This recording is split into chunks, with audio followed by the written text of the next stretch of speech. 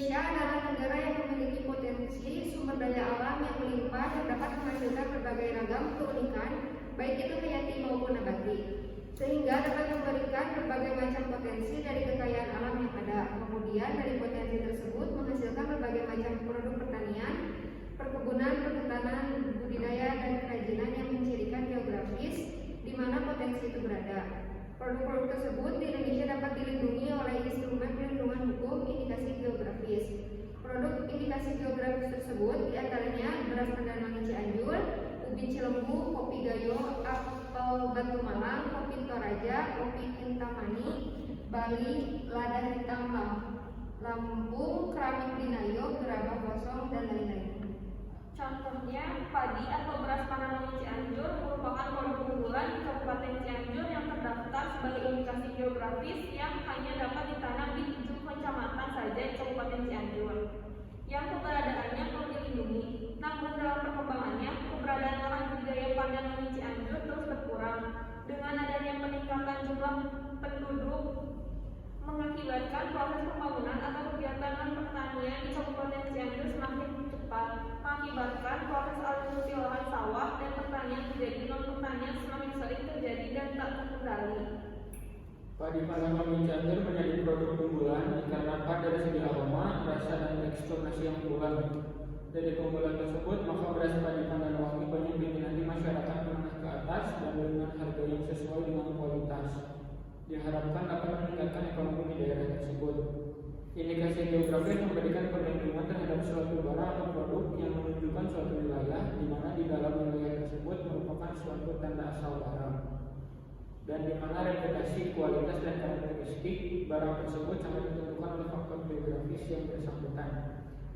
Dengan keunggulan kualitas barang atau produk yang dipelihara dengan baik, akan menghasilkan reputasi dari produk tersebut menjadi baik pula. Hal itu akan membuat produk tersebut memiliki nilai ekonomi yang tinggi. Peluang ekonomi tersebut harus dimanfaatkan semaksimal mungkin untuk meningkatkan perekonomian negara, khususnya bagi masyarakat lokal di mana produk indikasi geografis itu berada. Faktor yang menyebabkan kekurangannya lahan budidaya pertanian Pandan Wangi di Cianjur. 1. Faktor internal. Faktor internal adalah faktor yang disebabkan berdasarkan pada kondisi sosial ekonomi rumah tangga, pertanian, pengguna lahan. Karakteristik petani yang mencakup umur, tingkat pendidikan, jumlah tanggungan keluarga, luas lahan yang dimiliki, dan tingkat ketergantungan terhadap lahan. Pada zaman modern ini tidak dapat dipungkiri bahwa para generasi muda lebih memilih bekerja di bidang industri dan perkantoran dibandingkan dengan bekerja di bidang pertanian. Hal tersebut mengakibatkan daerah di pedesaan yang bergerak pada bidang pertanian kekurangan tenaga kerja produktif. Selain itu, terus meningkatnya biaya operasional dalam pengolahan lahan pertanian juga menyebabkan para petani mengalami kerugian, sehingga mereka lebih memilih untuk beralih profesi dan menjual lahan pertaniannya sehingga beralih fungsi menjadi lahan non pertanian. 2. Faktor eksternal. Faktor eksternal merupakan faktor yang disebabkan karena adanya dinamika pertumbuhan perkotaan, demografi maupun ekonomi, di mana yang dimaksud pada faktor-faktor tersebut yaitu 1. Pertumbuhan perkotaan yang dimaksud yaitu di mana semakin padatnya daerah perkotaan yang berakibat pada terjadinya ekspansi lahan daerah pedesaan. Pedesaan yang juga sebagai daerah yang memasok kebutuhan pangan ke kota akan mulai tergerus akibat adanya ekspansi tersebut, sehingga lahan produktif pertanian yang berada di daerah pedesaan akan berubah fungsi menjadi lahan pemukiman ataupun industri. 2. Demografi atau kependudukan yang dimaksud adalah semakin meningkatnya pertumbuhan jumlah penduduk yang menyebabkan semakin meningkatnya permintaan lahan yang akan dijadikan tempat tinggal.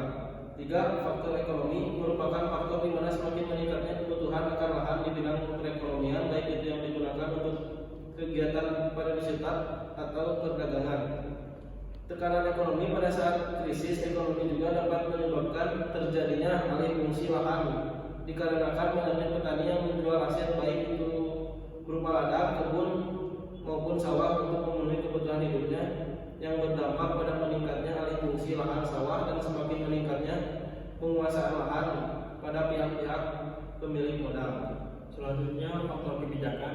Faktor kebijakan berhubungan dengan peraturan atau regulasi yang dikeluarkan oleh pemerintah pusat maupun mengenai perubahan fungsi lahan pertanian.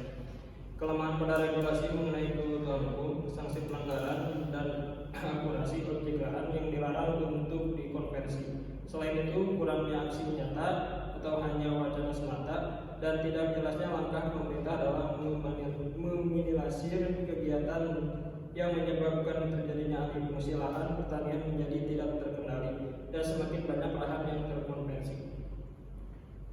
Sekian presentasi dari kami. Kurang dan lebihnya mohon dimaafkan. Wassalamualaikum warahmatullahi